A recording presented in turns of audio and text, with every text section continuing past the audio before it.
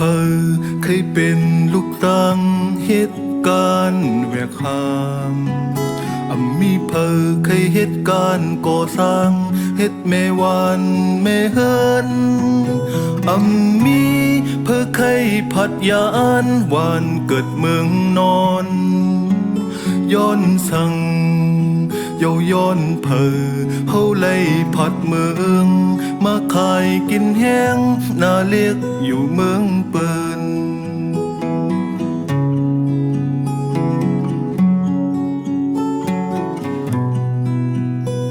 มีเพอ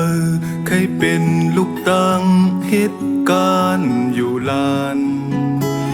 มีเพอเคยเหตุการณ์สังสีลงศึกต้มตึกสูงมีเพอเคยอยู่ห้องงานอยู่สนหมอกเป็นยามย้อนสั่งเย้าย้อนเพอเฮาไล่ยานเมืองเปิ้นห้องพม่าไว้เฮาเป็นคนต่างลาว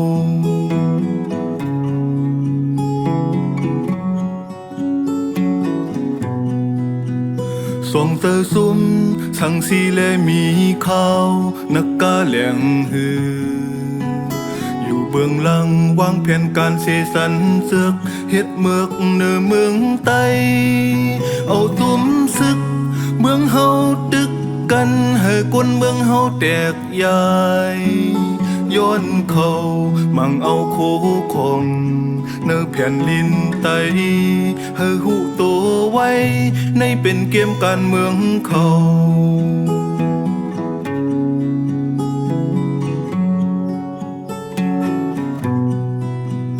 กึดปังตึกเสขึ้นทัดสร้างซอยกันแก้ไขส่องไหลลองส่วนโตไว้วางเป็ดเสเฮ็ดสร้างตาเตอสาดตาวันเมืองเฮิงกัดเย็นอยู่ลดเลี้ยวทางห่างโอไตโอยพี่น้องสาวคือเขามาซอยกันโปกวันเกิดเมืองเฮาอยู่โฮมเศร้าอย่าแสกเพ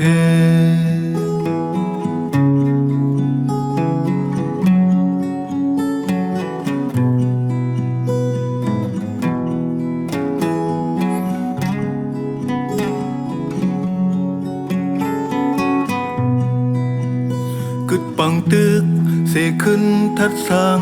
ห่มมือกันเสสองลีลงมาหน้าไว้วางเป็ดเสต่อสู้ตาเตอสาดนังหือวันเมืองเตเฮิงกัดเย็นอยู่ลดเลี้ยวเสทางห่างโอไตโอยพี่น้องสาวคือเขา